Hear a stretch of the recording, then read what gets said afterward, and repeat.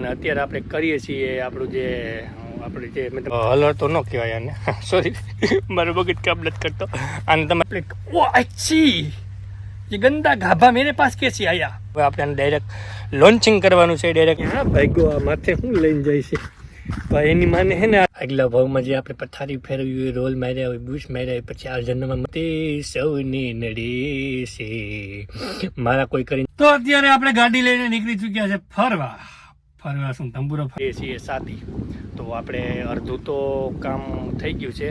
રામ રામ ને જય નથરાજ બધાને, કેમ છો બધા? બધા મજામાં હસતા ખેલતા હોય અને રાજી હોય ને બસ આવી જ રીતના રાજી રહ્યો, હસતા ખેલતા રહ્યો અને મોજ મજામાં રહ્યો અને જરૂરિયાતમંદોની મદદ અને અબોલ જીવોની મદદ તો હંમેશા કરતા રહ્યો અને સાથે સાથે આખી લાઈફ આખી જિંદગી ખુશ રહ્યો, હેપી રહ્યો અને મોજ મજામાં રહ્યો, મારી જેમ રોડ મારતા રહ્યો, મારી જેમ બૂચ મારતા રહ્યો અને હેપીથી જિંદગી જીવી નાખો। અત્યારે મેં એવું છે કે સવારના વાગ્યા છે 9:30 અને અત્યારે આપણે કરીએ છીએ આપણું જે મેં તમને કીધું કે આપણે હવે ખેતર ખેડવાનું ચાલુ કરવાનું છે।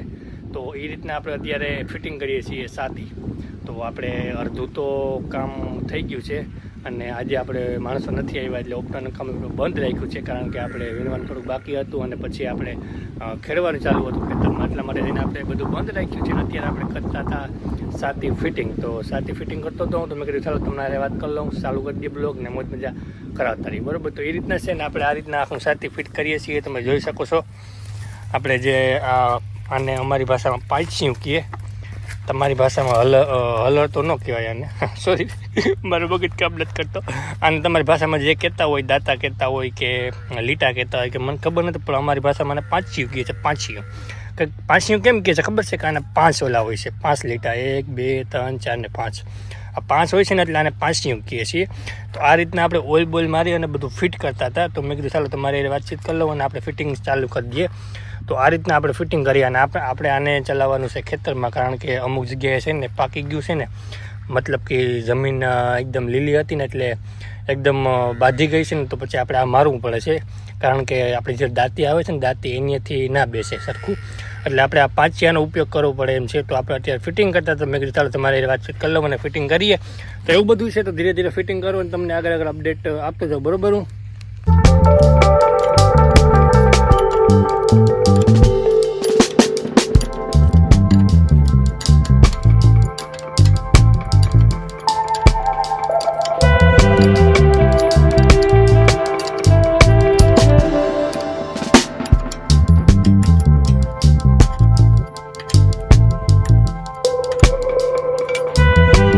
થઈ ગયું છે આપણું પાછું કમ્પ્લીટ। આપણું જે લીટા કરવાનું છે તે કમ્પ્લીટ, સોરી લીટા કરવાનું નહીં, ખેડવા માટેનું છે, જે આપણે પેલા પાકી ગયા છે ને એકદમ, જ્યાં એકદમ કઠોર થઈ ગયું છે ને તે ખેડવા માટેનું આપણું પાછું છે તે આપણે કમ્પ્લીટ કરી લીધું, ઓઇલ બોઇલ મારી અને બધા બોલ ટાઈટ કરી લીધા અને આપણે કમ્પ્લીટ। ઓ अच्छी ये गंदा घाबा मेरे पास कैसे आया। ओह छोरी, ये तो मैं ही यूज कर रहा था ना, ये अभी ये ऑयल वाला था ना, इसलिए मैं यूज कर रहा था। सॉरी, मैं हिंदी में क्यों चढ़ गया?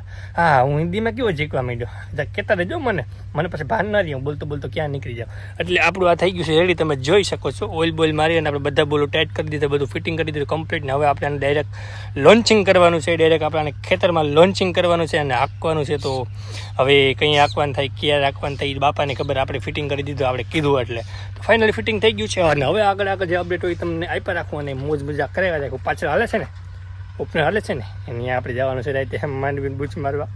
આજે આપણે બધા ભેગા જુઓ, તમે બધા વિચારતા હશે કે અત્યારે ઘોર તડકાનો ક્યાં ભાગ્યો આ માથે શું લઈને જાય છે ભાઈ, એની માને છે ને આ ડીઝલનું કેન્યન છે અને મારું જે પેલું 1990નું મોડલ છે ને એ ભમરાઈનું ખેતર વિચારે ઊભી ગયું છે, કારણ કે ડીઝલ પૂરું થઈ ગયું એટલે ભમરાનું આગળ હાલે નહીં, એટલે હવે ત્યાં ખેતરને વર્ષો ડીઝલ નાખવા જવું જોશે। તો 20 લીટરનું કેન્યુ, 20-22 લીટરનું કેન્યુ ખંભે મારીને જાઉં છું।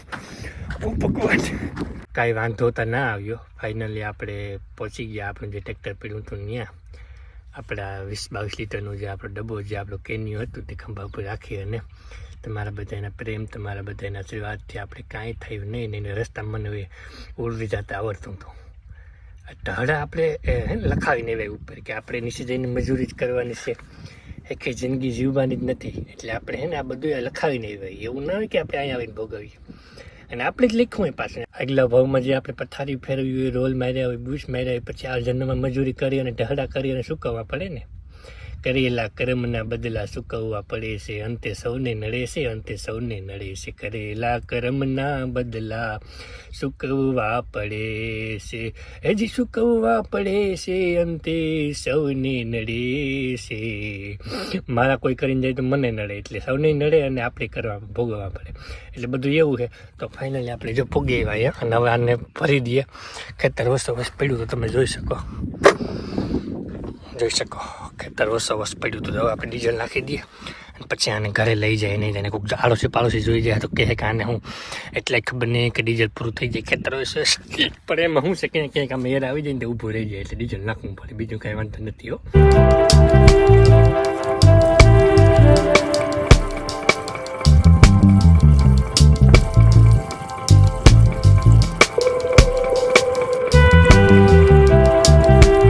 તો અત્યારે આપણે ગાડી લઈને નીકળી ચૂક્યા છે ફરવા શું તંબુરો ફરવા જાય, ડીઝલ ભરાવા જઈએ છીએ. તમે કેન્યા જોઈ શકો પાછળ આપણે ડીઝલ ભરાવા જઈએ છીએ. 2 આગળ પડ્યા અને 2 પાછળ પડ્યા ડેકીમાં. અને એમાં એવું છે કે આપણી પાસે બેરલ છે પણ બેરલ છે ને તૂટી ગયું છે, તો અત્યારે એમરજન્સીમાં બેરલ લેવા જવાય નહીં, એટલે આપણે જે કેન્યા છે ને તે ડીઝલ ભરાવા જઈએ છીએ. તો અત્યારે આપણે ગાડી લઈ અને ડીઝલ ભરાવા નીકળી ચૂક્યા છીએ. તો મેં કીધું ચાલો તમને અપડેટ આપી દઉં અને પછી ધીરે ધીરે નીકળીએ. તો આપણે અત્યારે આપણા 4 લેન રસ્તા ઉપર છે અને તમારે વાતચીત કરીને આપણે ફટાફટ નીકળવાનું છે. તો ફટાફટ ડીઝલ ભરાવી આવીએ અને પછી આપણે આપણું ખેતરનું કામકાજ ધાબધબાથી ચાલુ છે અને ડીઝલ પૂરું ન થાય પહેલાં આપણે પહોંચાડી દઈએ, બરોબર.